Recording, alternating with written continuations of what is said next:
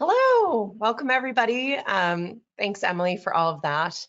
As Emily said, I'm Allie Bolger. I'm a group's brand strategy director at Minneapolis's premier advertising agency, Call McBoy. I've worked in advertising strategy for about 14 years now, and as a strategist, I work with my clients to help build that relationship between their brand and their customers. And for RBFF specifically, I help to lead research and insight development to help them understand their audience and how to target their communications for Take Me Fishing. Hi, everyone. I'm Micah. I'm joining Allie today and presenting some of this research.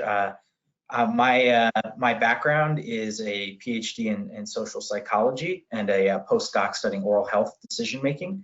And then I transitioned to Ipsos for the last 3.5 years now. Been a behavioral scientist at our Behavioral Science Center here at Ipsos.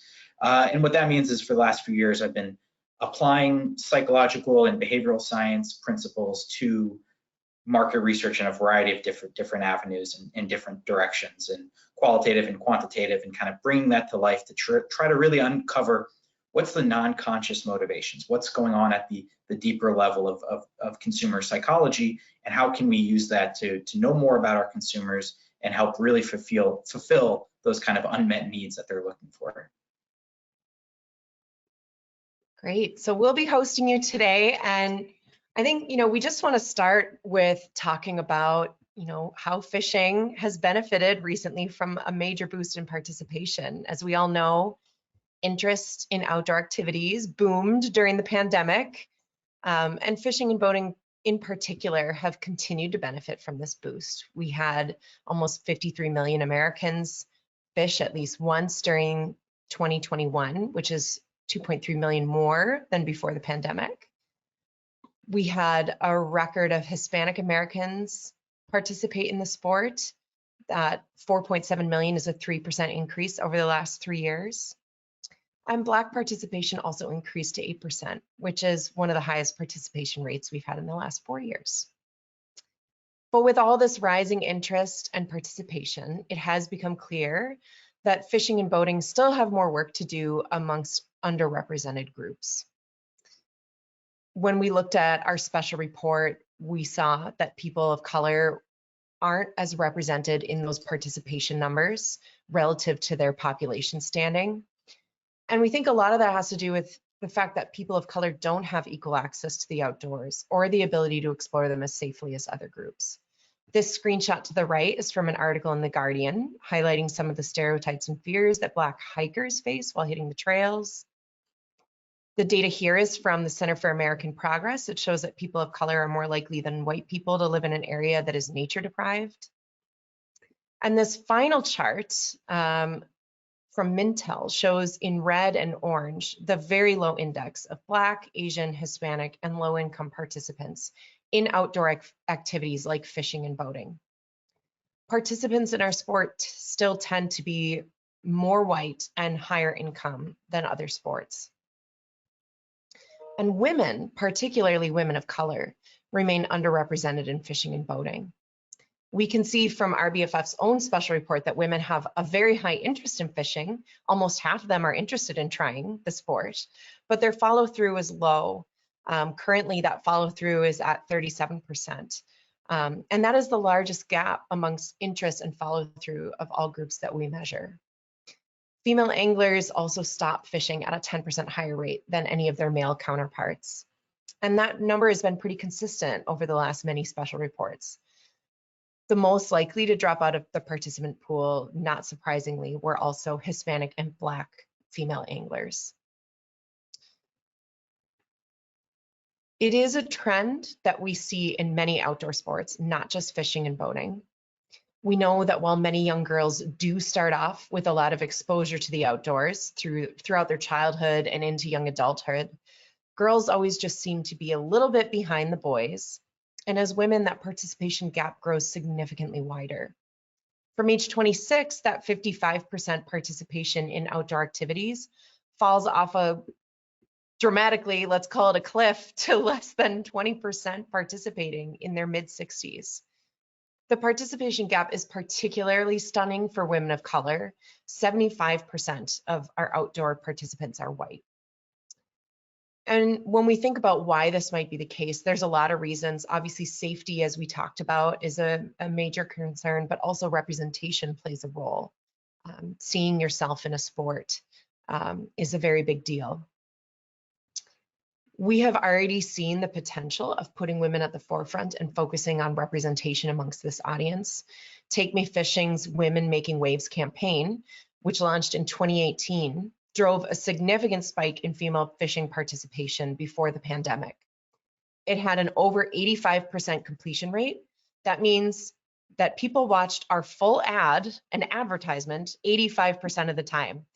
I don't know when was the last time you voluntarily watched an ad all the way through on YouTube without skipping it, but for me, that was a very long time ago. That happened 85% of the time for people who viewed this ad. And that completion rate was 15% higher than our industry average. Our social content also outperformed our general market assets with nearly 8% engagement rate. The typical social content for Take Me Fishing has an engagement rate, which is how often people like, comment, or share. The typical rate for Take Me Fishing is 6.5%. So we outperformed our own standard, and we blew the industry standard of roughly 2% completely out of the water. Please forgive me that pun.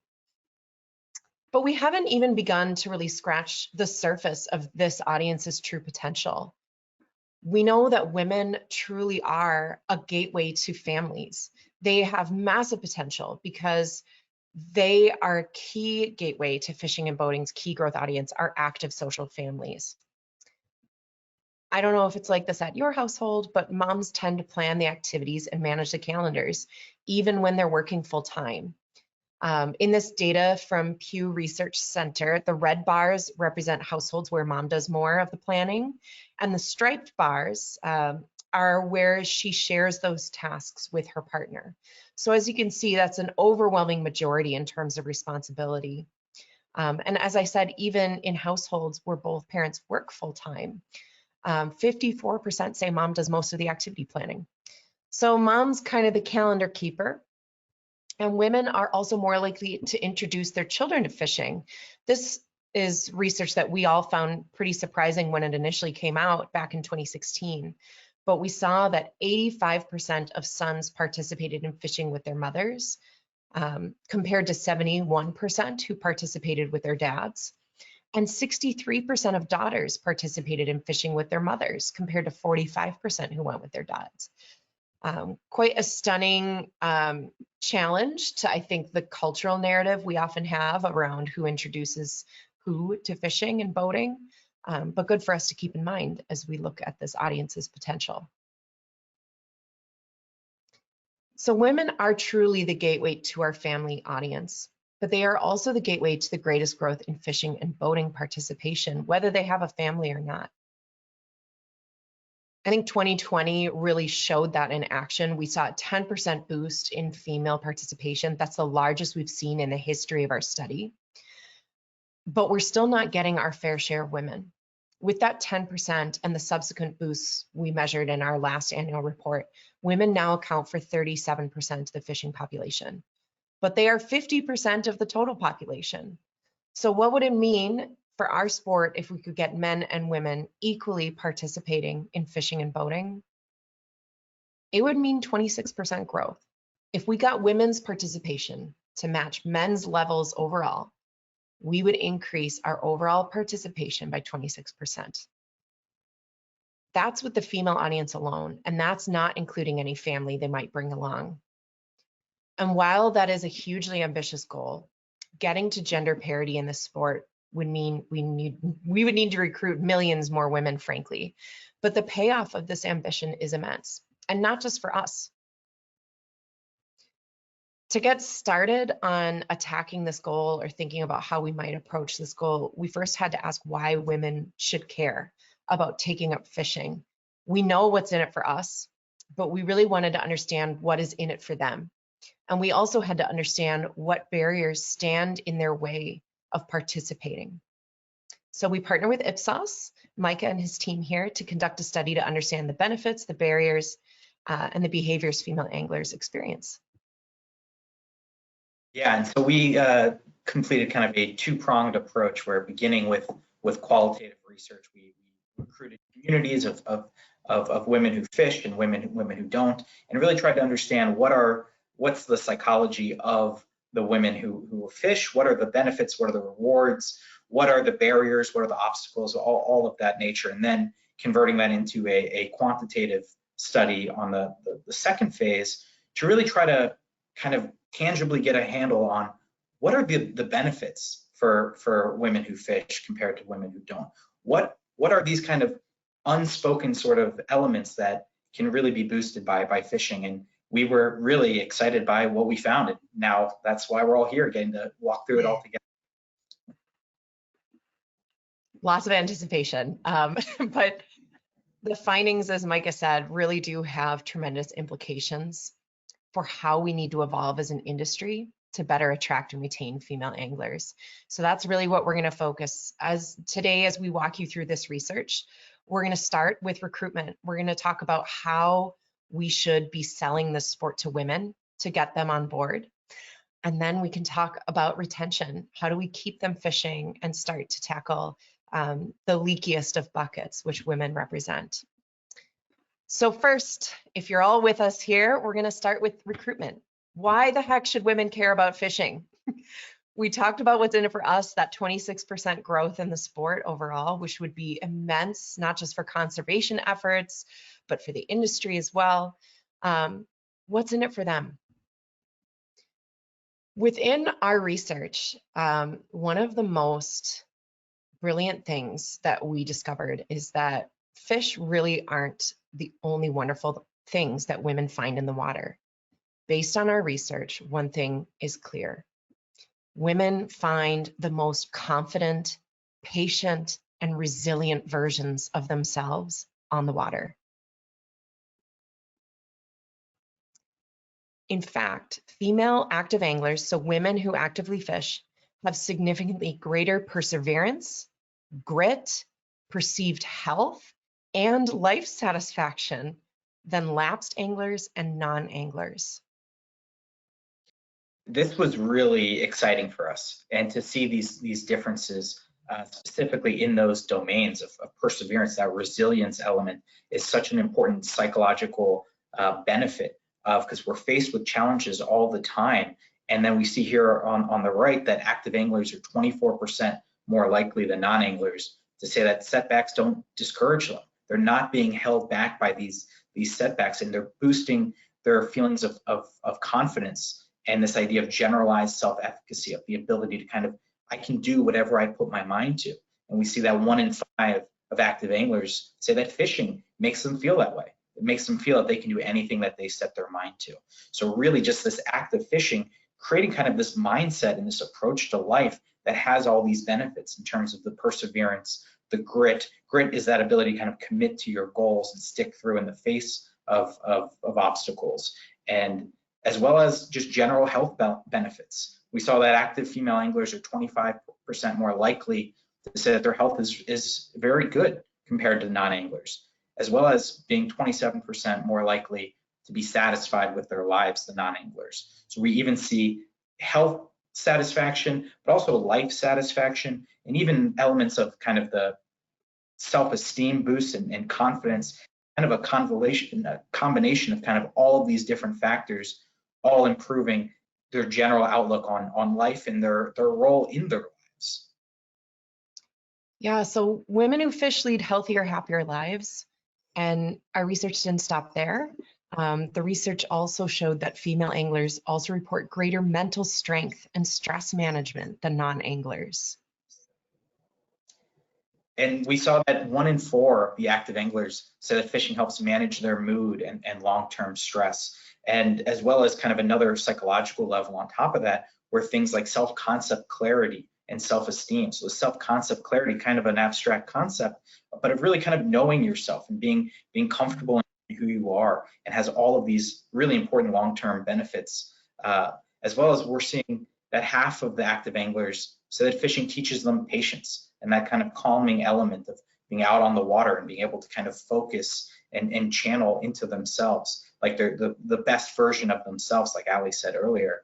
And 1 in 3 of active female anglers say that fishing teaches them how to be still and concentrate. So again, all of these kind of mental health benefits, these self-awareness benefits, these, confidence in who you are in your own skin benefits, all coming from kind of this fishing dynamic. And obviously these have really important implications for their lives. And these are clear benefits. We're all, trying to keep to our New Year's resolutions. We're seeing that simply fishing has some, potential avenues for these positive implications on people's lives. I really loved in the qualitative portion of our study, there was one woman telling a story about how on really bad days when she's incredibly stressed out and just kind of ratty with her family, her husband will say, "You need to go fish." That's her. And they're not playing cards, right? They're not Yeah. playing cards. Okay, yeah, gotcha. No, I love that though. Just like, hey, you need to go out and get on the water. You're too stressed out. You're in a bad mood. You need to go reset. Like that benefit wasn't clear just to her, but it was clear to everyone around her in what it delivered in her life. And understanding like the coping mechanisms. This is a challenge we all face, is how can we cope with our stress? And often it goes unchecked and unmanaged and can really lead to problems and outbursts and things like that. So having an outlet like fishing, being able to understand, hey, this is my outlet, I need to go fish, even externally from your partner, telling you, hey, it's time to reconnect, check back in with yourself, go fishing, is a really powerful tool and really important to nurture. That. Yeah, so clearly some very tremendous benefits that come from being an active angler. And, that wasn't where our research stopped and started. We also wanted to understand what's standing in the way of them participating, or what could be better about participation for them today. And one thing was very clear that came out in the research as well as these benefits. It was that our industry has a lot of growth to do in order to better welcome women into the sport. Talking to active anglers, lapsed anglers, non-anglers, all of these women, we had a couple of stats that really stood out. In fact, 75% of the women in our survey don't feel well represented in fishing, marketing, and advertising. And I just included some quotes here from some of our active anglers. The first one, she said, "It's simple. Include diverse faces in your ads. Enough with the pink camo. Don't target female customers. Just don't forget about them. We want all the same things that men want." And another active angler said, "I would also show a more casual style of fishing that includes women and children. Not always the white male decked out in logo fishing gear on his fancy bass boat." And that's not to say that there aren't women out there who are incredible professionals in their sport and aren't, bossing around that bass boat as well. But it was nice to hear from some of these women in that qualitative portion around, not every trip I do is just for me. I'm taking kids, I'm taking friends, I'm introducing people to fishing, and showing that group dynamic is really helpful. Just in boosting that representation and helping to extend a more overt invite to women and to different types of fishing and engagement with the sport. Another area of growth and opportunity for us in the industry is around apparel and gear. 80% of women don't think that fishing gear or apparel is designed with women in mind. And frankly, that's not unique to our industry. I've seen a lot of studies coming out and books being written right now about, males being a default body that has informed science and medical treatments and, design for running shoes, like all sorts of categories in sports and aspects of our society. And fishing is a part of that, right? Our active anglers are craving more female-oriented gear. This first one up at the top, she said, "My hands are smaller, my feet are smaller than most males. Like sometimes you just gotta make adaptations in order to fit my body better." And I also loved this, another active angler talking about being more inclusive to other bodies. She says, I haven't found any vented fishing shirts that will fit my body type. She's got fat arms, large breasts, smaller waist, big hips, without looking like I'm wearing a sail.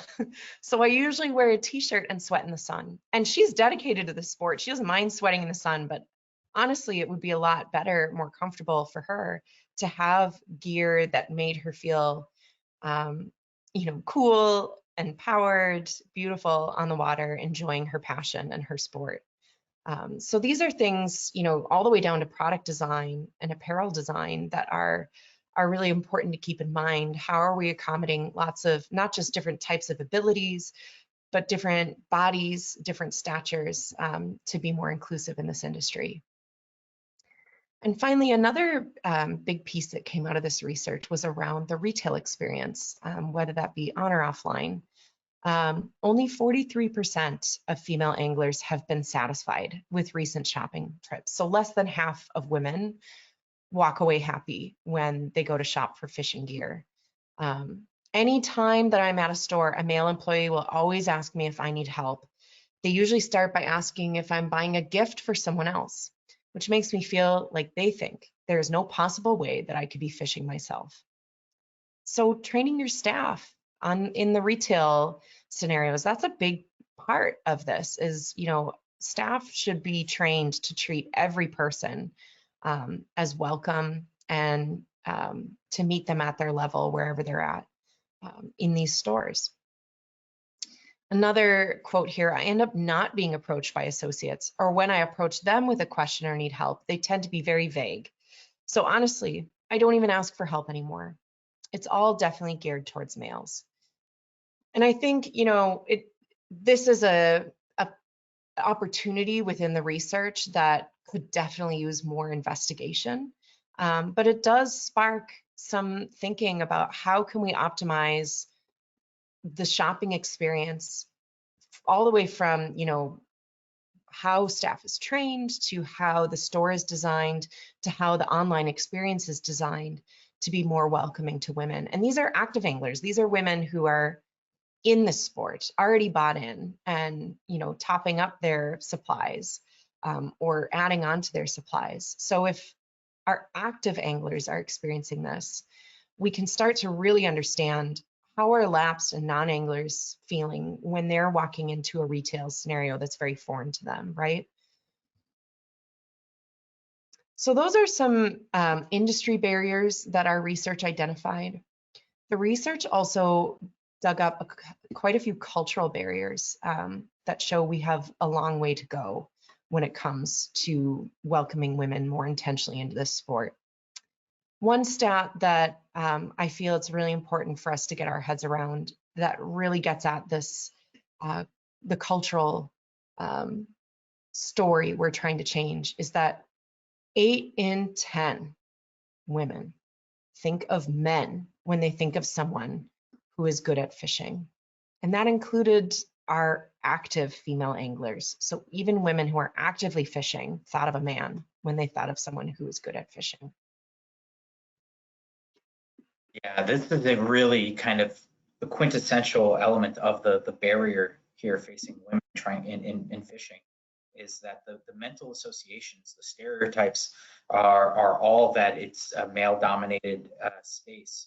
And so why would someone feel welcome and embrace this if it's kind of inherently being turned towards somebody else? And so this level of kind of stereotype endorsement that this is for men and men are the ones who are good at fishing really kind of undercuts that motivation and really kind of accentuates the barriers and the obstacles in place for these women. So this was definitely a kind of shocking level of here's a perfect highlight of the issue that we're facing and that we're all kind of trying to take on and figure out ways to overcome. Yeah, and those cultural barriers, culture is a big problem when it comes to motivation. And here's just a little bit of texture from the research on why it can be such a problem, those cultural barriers. 43% of active, so our women who are actively fishing, do not feel respected by the angler community at large. At least a third of female anglers experience men making jokes or mocking their participation. Half of them have experienced feeling belittled by male anglers. 31% of active female anglers say it was intimidating to be a woman and fish with men. And 1 in 4 female anglers believe negative stereotypes exist about women's ability to fish. There were stories about, on charter boats being asked if they need help reeling in a catch, or, men just kind of looking side eye on a fishing trip at a boat full of women, not feeling welcome on fishing trips or fishing excursions with male friends, for all of these reasons. So these cultural barriers are significant because they stand in the way of greater participation. And that really was brought to life by this other stat here. Even amongst our active female anglers, even 1 in 4 of them don't want to participate in fishing at times because they will be the only woman. So say you're invited with a group like, hey, you're an angler, that's so exciting. We're all gonna go out Saturday morning and, go fish the lake. Do you wanna join us? If she realizes she's gonna be the only woman in that group, 1 in 4 of our active anglers are gonna say no. So we can start to see how culture impacts participation and becomes a barrier to participation. The stories we tell ourselves, the stories we tell in our media, play a role in blocking participation or tamping down motivation. And this is even amongst women who already know those benefits we already talked about.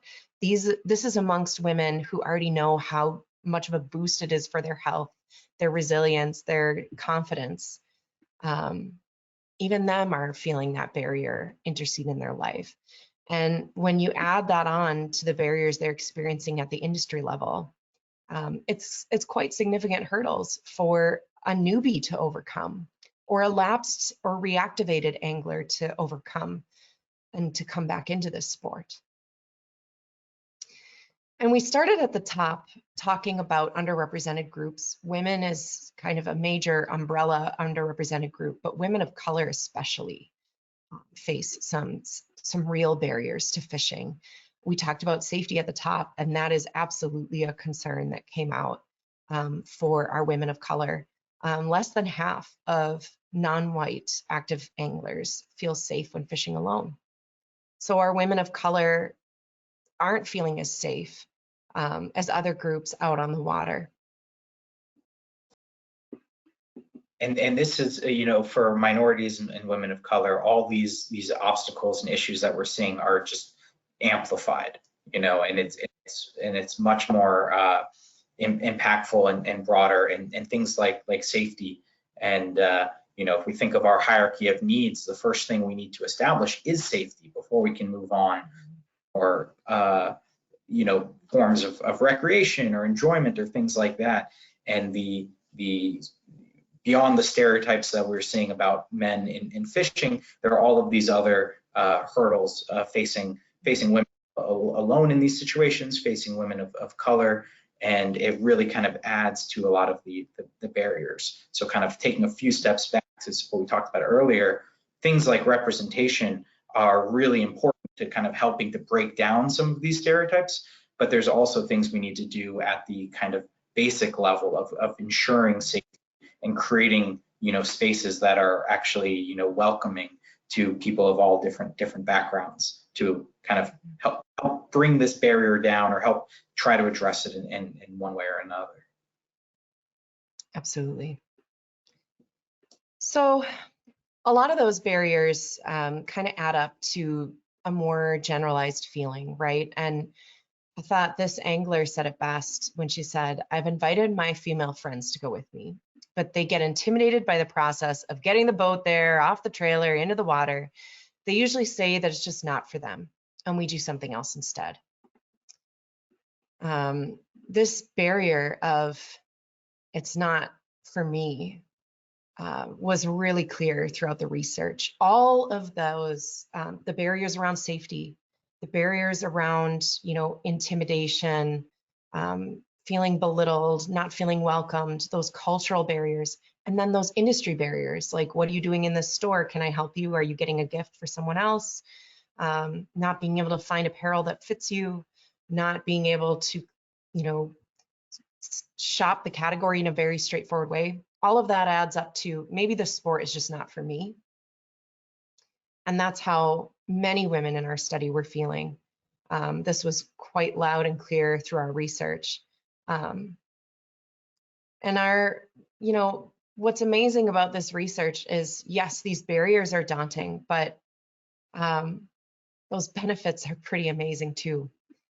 And, you know, when we think about women saying it's not for me, it just begs the question, why not?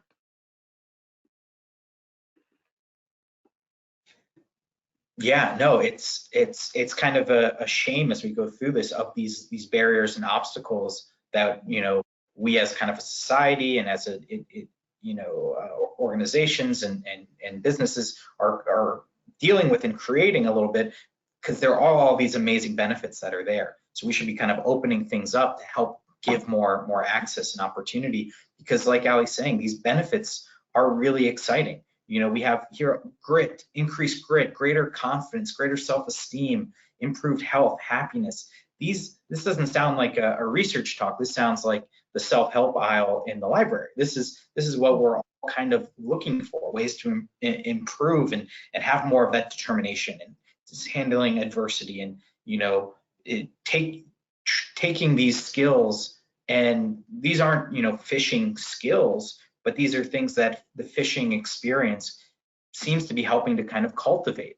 And these are important because these are lifelong skills. These are broadly applicable, broadly generalizable. You take this idea of perseverance, and it goes from the boat in the lake into the boardroom, into the classroom, into wherever it is, because it's an approach to life and an ability to kind of handle different adversity and come to different power through obstacles. And self-esteem and self-concept clarity, these are, you know, the broad issues. We can look at the global depression rates and things like that, and how can we self-esteem and understanding of who you are, and there's all these benefits of, you know, less insecurity, more confidence, pursuing the goals, you know, actually, you know, putting yourself out there into situations that you can, you know, for advancement in one area or another. So there's all these really exciting benefits that exist, and there seems to be a connection here between fishing. So when we're talking about these obstacles, we also need to kind of reframe these benefits to people, to help them understand, help the female anglers here really understand the possibilities that are out there. And then us as a community need to figure out ways to open this pathway up and kind of ease some of those barriers, so we can get, you know, these images here on the right of the amazing things that can kind of come with fishing, and with that, you know, boost in our mental health overall. Yeah, such a good point, Micah. Like, I genuinely don't know any woman out there who isn't seeking to develop these things in her life or in her kids' lives. These are benefits that we're all, I mean, you mentioned New Year's resolutions at the top of our presentation. Like, we're all committing to some form of one of these things this month. A lot of us are.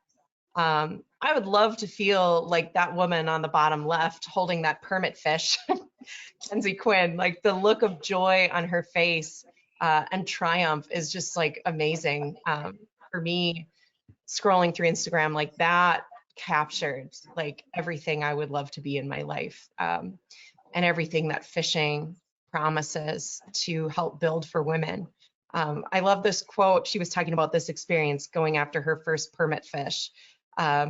She said, "To say the least, I was nervous. I was terrified. I not only wanted to prove to myself that I could do this, but I also wanted to do this for all my fellow female anglers, to remind ourselves that we can."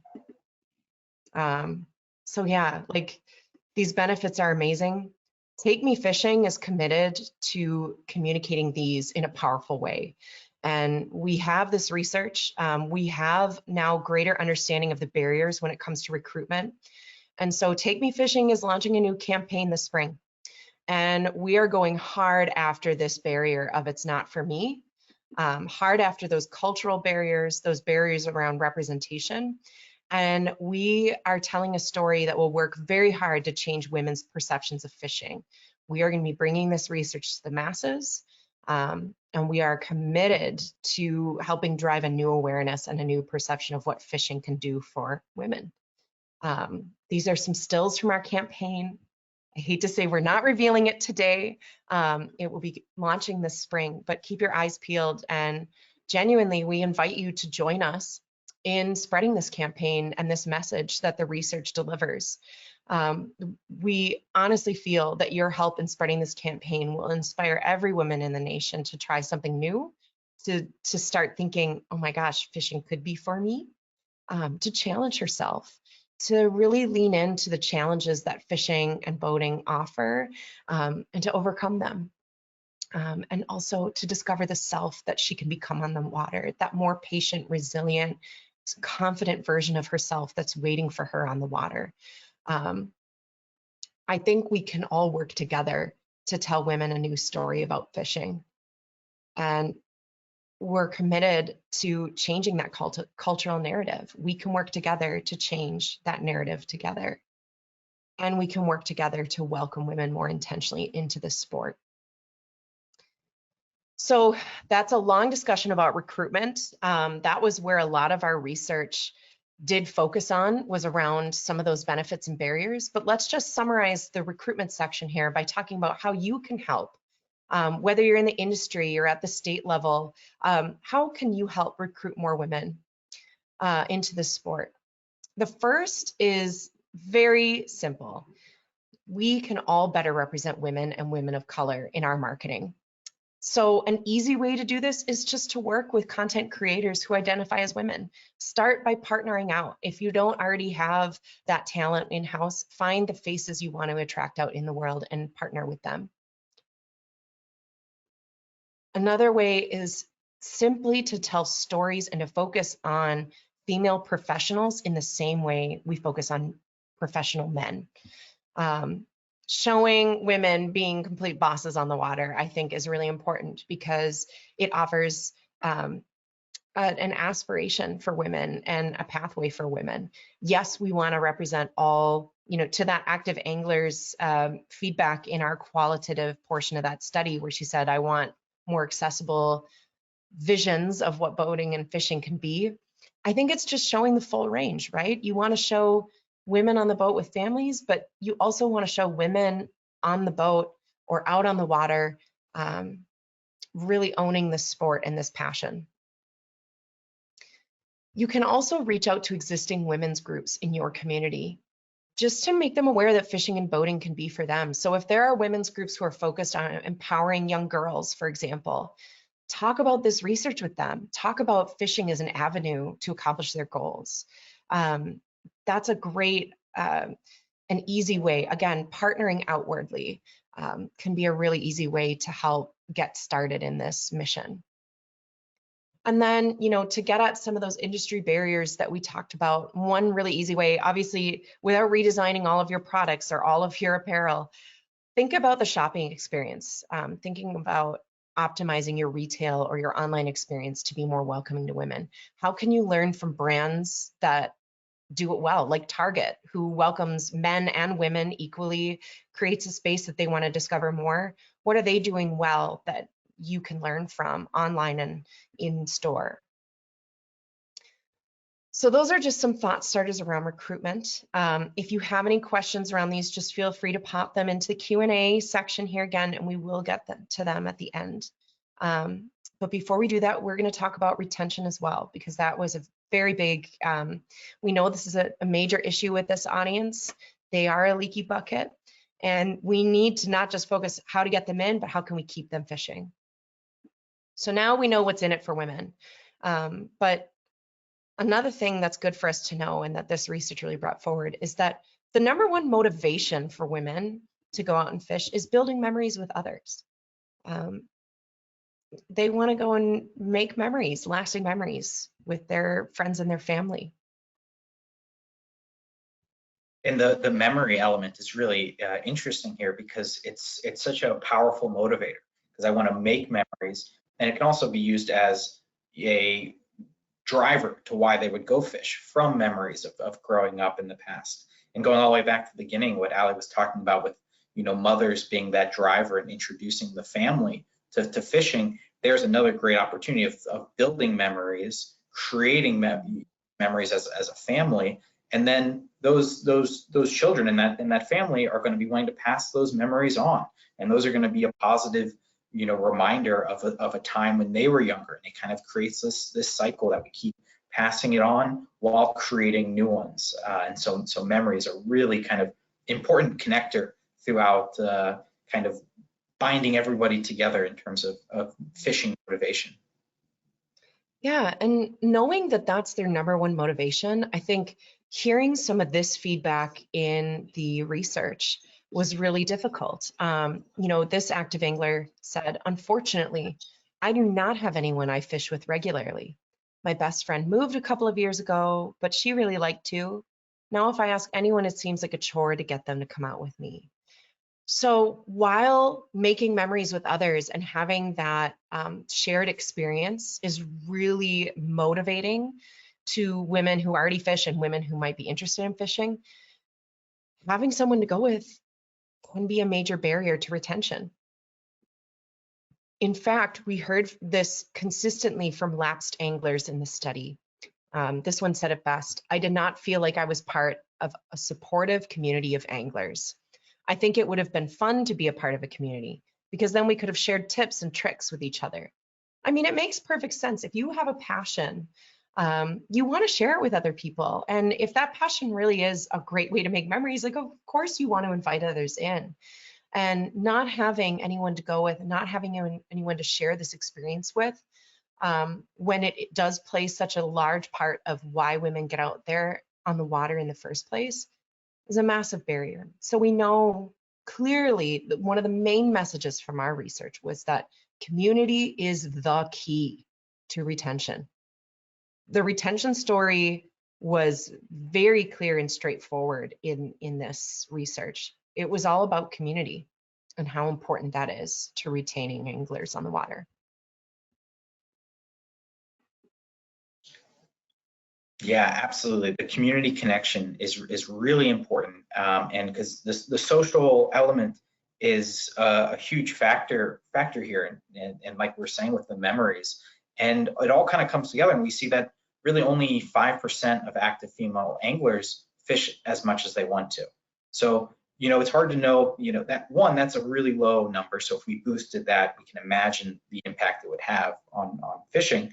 And it's hard to understand exactly why, but one of those factors is definitely that 14% don't have anyone to go with. It's hard to plan these things on your own. You have groups of people and friends, and everyone's doing different things, and it's really hard to do that just by yourself. And so people in all situations are really kind of looking for that community and bond. And we're seeing here that 40% want a women's fishing club to help them go more often. So there seems to be a very clear kind of barrier here in terms of the lack of community. And unless we want to kind of see that trickle of lapsed fishers kind of continue to fall out, this is one of those holes in the boat that we need to plug in order to keep women fishing and engaged and interested in more and more engagement. Yeah, I was shocked that 14% of women who actively fish don't have anyone to go with.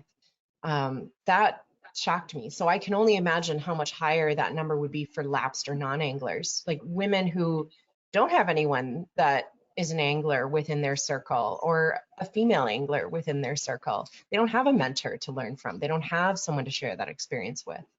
And I love seeing the demand for fishing clubs. And this is, as we said, a very straightforward learning around retention from our research, but it actually forms quite a lot of the experience for women. So genuinely, we feel, as we look forward to thought starters around how you can help build community, It doesn't have to be hard, right? You can partner. You can partner with existing local women's fishing and boating groups.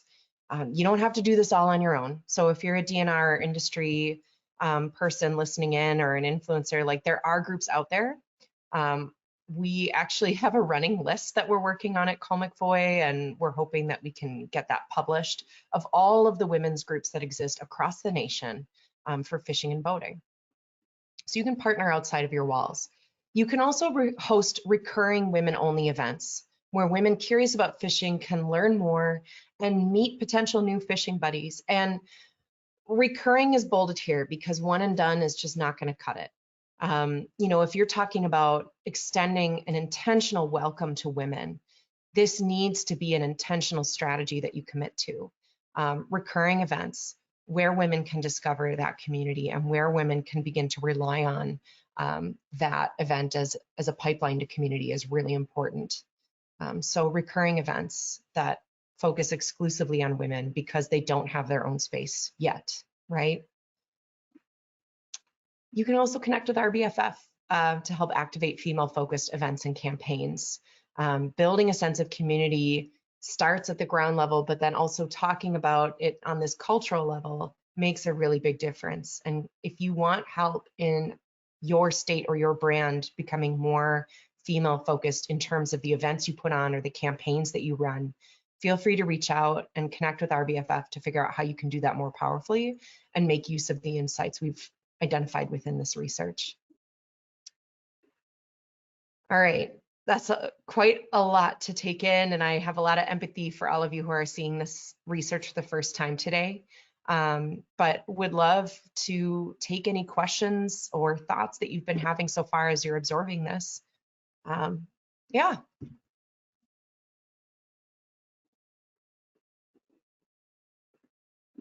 Thank you so much, Ali and Micah.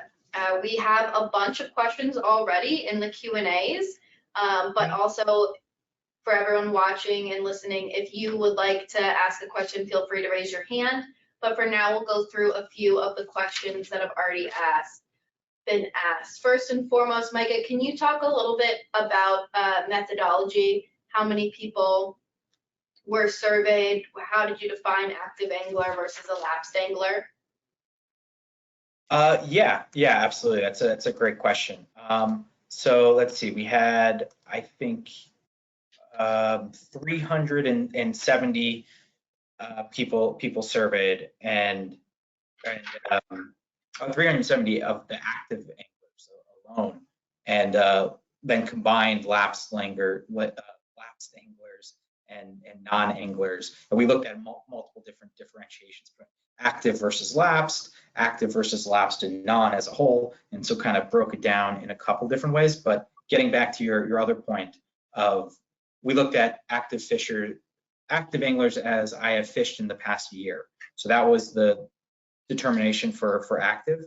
And then lapsed was I fished in the past 5 years, but not this past year, or I used to fish but haven't in like five years. And then we also tried to look at new fishing and activated fishers, but we didn't quite get enough of a sample to make any determinations. Yeah. Great. And then we have someone with their hand raised. Let's do one of those. Janice Johnson, you're up. Hi there, can you hear me? You are unmuted, yes. Thanks, that was excellent. It was perfectly timed because we have some opportunities. I'm sure everybody in this call knows to go for some RBFF grants. And one thing we keep hearing RBFF say is, go after the women, go after the women. And my initial thought was, I would love to, but their churn rate is so high. And we know that I work with Texas Parks and Wildlife Department. You know, we do agree that our job is more about retention and reactivation, and RBFF does a good job in sending us leads and running campaigns that do, you know, recruit and invite women in. So this inspires me with this different kind of messaging, and I missed probably the first couple of slides, but I believe there was some hunting research or a hunting campaign where these women were just looking very strong and confident and saying, it gets me out of the, I'm just a mom, or I'm just a wife, or I'm just a worker kind of mentality, and makes her think she's more, which I think is what you're talking about too, the confidence, the grit. And I really, really love that. That can just open a whole new series of messages that we can put out there to women. Your point about the men often maybe being demeaning or making jokes, my question there is, are they aware that these things they say are demeaning to women? I mean, is there some way to let them know, or, even a comedic campaign where he says this with a rod in his hand and she hears this, or, you know what I mean? It's just, do they even know? Sometimes seeking to understand better is part of it. I'm not saying it's not out there. I think everything you said makes perfect sense. I wasn't aware to what degree women might be being teased or made fun of, and Yeah, sad. it is sad. I think, I always like to assume benign, like intent on behalf of everyone. We obviously didn't talk to men for this survey. We talked to women and women's experience, but I would like to think that there's no man out there intentionally discouraging women from participating in the sport or being intentionally hurtful or belittling. Sometimes we just make jokes and they they come off completely wrong, or, we're surprised and our surprise registers in a bad way for someone else, right? And I think women just want, very clearly, the women in our study just want to be seen, they want to be represented, and they want to be respected on the water. So yeah, I think campaigns that focus in that space could be really impactful. Campaigns that focus on building a sense of community amongst women and connecting women with female, other female participants across the state could be really amazing. Texas is an awesome market to be working in, with a lot of your own unique challenges. So definitely, I think there's a lot of groups active though in Texas for women, which is pretty phenomenal. And just to build off that, because that's a really interesting question, you kind of touch on, identity issues, but also kind of the difference between some overt aggressive behaviors and kind of microaggressions that the men in these fishing situations may or may not be aware of. So I love your idea of kind of how can we shine a light on that more. And, there's some messaging opportunities in terms of, this is what they said, this is what I heard, or like, showing what it's actually, reversing the situation, or kind of helping to kind of break down that these aren't jokes and these are what's making it difficult. So there's kind of, it's an interesting sort of question of how can we break down these aggressions and aggressions while not alienating, either gender in this kind of communication. So wanting to kind of create that environment, but also you want to take the men and not make them overreact, and because not wanting to be called sexist, they end up pulling away and not listening to the message either. So it's kind of two different approaches to kind of get to, hey, let's make an open environment for everybody to appreciate and enjoy. So I think there are a lot of interesting questions that you're alluding to, and kind of a couple different ways that you could assess that. Great. And we actually had a few questions in the Q&A about a bit of the classic chicken or the egg question. Are women who inherently already exhibit this perseverance, grit, these higher qualities, are they the ones being attracted to fishing and are fishing at higher proportions? Or is it fishing that is helping to develop those traits within them? It's a great question. And I don't have the answer, and I can't, scientifically make the answer, because it is a little bit of, because our populations are self-selected in a sense, in terms of they fish and they don't fish. Is it that causes this, or do they fish because that's the type of person they are? And it's really that correlation component we can't unpack in this context. What we can do is show that regardless of quite how they got to these two different groups were significantly different across, you know, a bunch of psychological dimensions. And this also, we didn't have a file drawer of other dimensions that we tested that weren't included here. We had these 5, 6 psychological dimensions, and, you know, full disclosure, I was like, if one of these works, that would be awesome.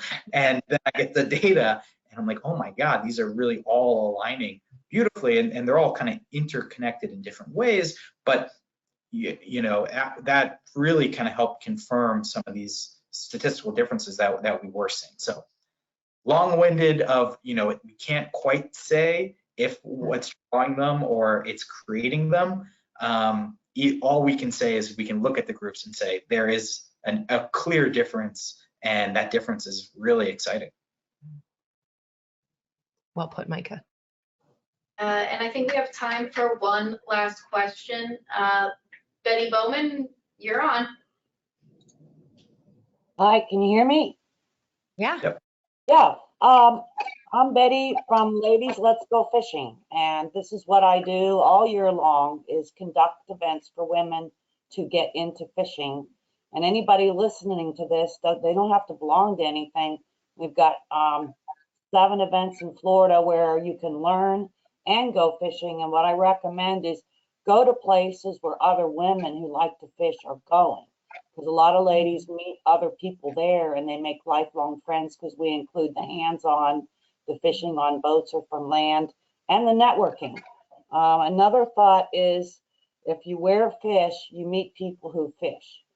Tell ladies, you know, put a shirt with a big fish on it, and when you're going out, and people will start a conversation, and that's a very easy way to meet other people who are interested in fishing, because women don't like to fish alone. I have thousands of surveys. We have 9,000 graduates, and that's a way to network. I love that idea, Betty. Anybody from industry who does any apparel design, please make note that we need more apparel with fish on it for women to wear out and about. That's right. So it's all on ladieslet'sgofishing.com, and then we hope use us as a resource. I have piles and piles of surveys with women pouring their hearts out of what they like about fishing and what has prevented them from doing it before. Amazing, Betty. That's powerful. Thank you for that.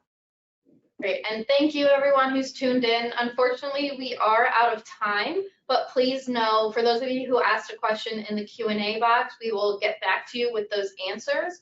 Also, a recording of this webinar will be made available, as well as an infographic with results from the study. So once again, thank you to everyone who's in attendance, and a big thank you to Ali and Micah for presenting this research. Here at RBFF, we are very excited about these results and excited to see what we can do alongside our state and industry partners. Yeah. Thank you all so much. Yes, thanks everybody.